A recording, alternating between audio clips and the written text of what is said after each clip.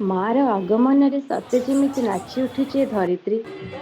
ଯେପରି କଳା ରଙ୍ଗ ନିଜ ମଧ୍ୟରେ ସମସ୍ତ ରଙ୍ଗକୁ ମିଶେଇ ଦେଇଥାଏ, ସେହିପରି ଭାବେ ମା କାଳୀ ଆମ ମନରେ ଥିବା ଅଧର୍ମ ଅନୀତିକୁ ଆପଣେଇ ନେଇ ଆମ ମନରେ ଶୁଦ୍ଧତା ଭରି ଦେଇଥାନ୍ତି। ସେହି ଜଗଜ୍ଜନନୀ ଭଗବତୀ ମା ଭଦ୍ରକାଳୀଙ୍କ ପାଖରେ ଆମେ ସମସ୍ତଙ୍କ ମଙ୍ଗଳ କାମନା କରି ଚାଲିଲୁ। ଆମେ ଆସି ପହଞ୍ଚିଗଲୁ ସମସ୍ତଙ୍କ ଫେଭରେଟ୍ ପାର୍ଟ ମେଳାରେ।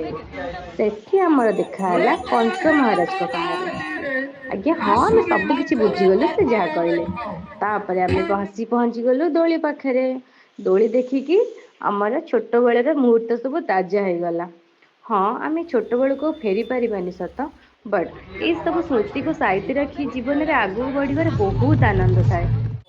ଏ ଗହଳି, ଏ ଦୋକାନ, ଏ ଦୋଳି ସବୁ କିଛି ବହୁତ ଆପଣାର ପରି ମନ ହୁଏ। ତାପରେ ଆମେ ବହୁତ ଜିନିଷ କିଣିଲୁ।